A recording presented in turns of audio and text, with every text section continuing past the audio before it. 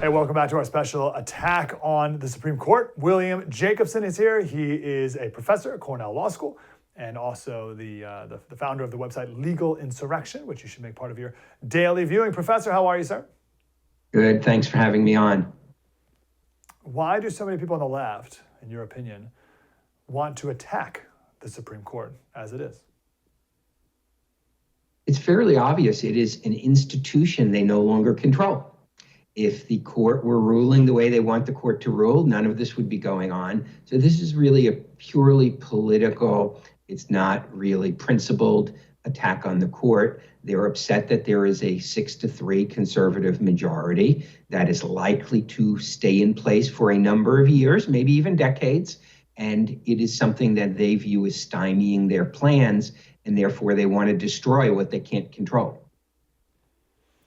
It's as simple as that. If Ruth Bader Ginsburg were 50, I don't think they'd be talking about term limits, for instance. That's right. Actually, we have a clip here of Joe Biden talking about the court. Tens of millions of people's debt was literally about to get canceled. But then some of my Republican friends and elected officials and special interests sued us, and the Supreme Court blocked us. But that didn't stop us. No, I mean it sincerely. We continue to find alternatives paths to reduce student debt payments. That didn't stop us. What do we need to know about nullification or just in general defying the Supreme Court? Well, this administration, I think, really uniquely has been brazen in its open defiance of the Supreme Court. The Supreme Court ruled against the student loans, ruled the president didn't have power, and he goes ahead and he does things anyway. And he's not shy about it. And I don't think that Kamala Harris would be shy about it either. I think we can expect that were she to be elected president. So this is a Democrat executive branch which does not recognize the limitations of its own power and does not recognize the authority of the Supreme Court when the Supreme Court issues a ruling it doesn't like. And that really is the problem here. And that's really a frightening prospect for a potential Harris administration, is that they will carry forward that same attitude of defiance of the Supreme Court that Joe Biden has. What is one of the reforms that they proposed that troubles you the most? Well, I think that it's probably the term limit. I mean, the reason that we have in the Constitution a life appointment for Supreme Court justices is to insulate them from the political process. Now, we all know that the selection process, the nomination process, has been politicized mostly by the Democrats dating back to Robert Bork nomination. And the concept of borking was created by people like Joe Biden to attack Republican nominees.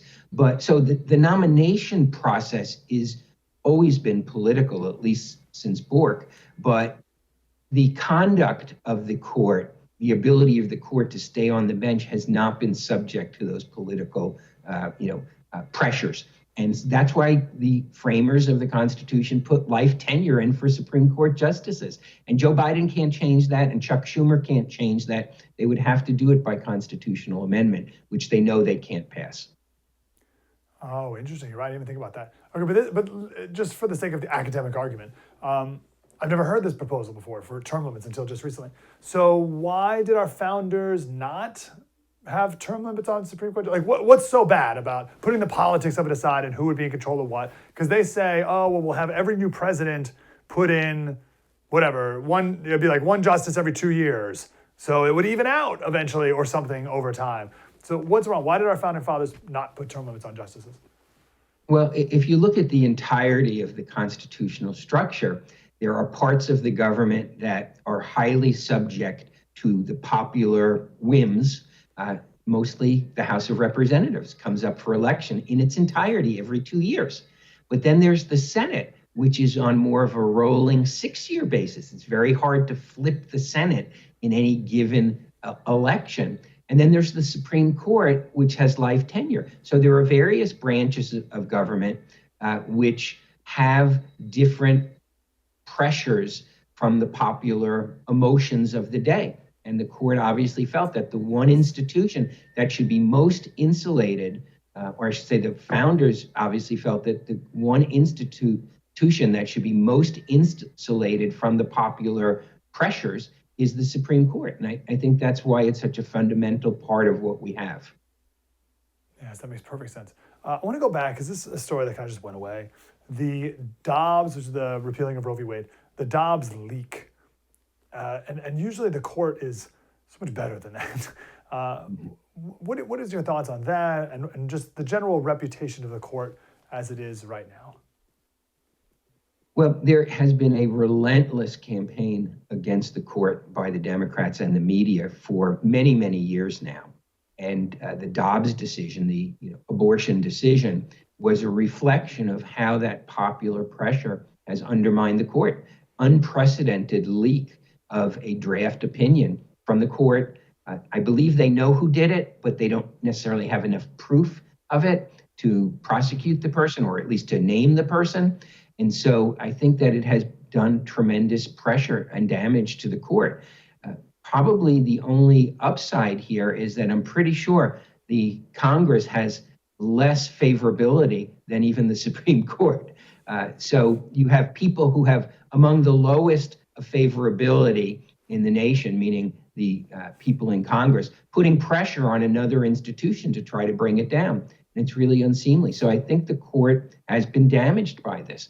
The court has been damaged by the leak. The court has been damaged by the protests outside justices' homes. The court has been damaged by people like Chuck Schumer standing on the steps of the court threatening the justices that they will reap the whirlwind and they will not know what hit them.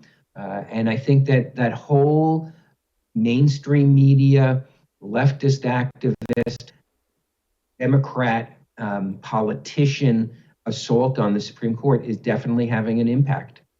Nothing like this has ever been done before. It's called Politics by Faith with me, Mike Slater. We are bombarded with news all day long, and I don't know about you, but it makes me anxious and worried and all these not good feelings. So in Politics by Faith, we take the news of the day, we lament the brokenness of it, and then we take the turn and we give you a biblical or historical perspective, and hopefully that will bring you some peace so that you can fall asleep at night and reminding you of what is in your control and also what is not.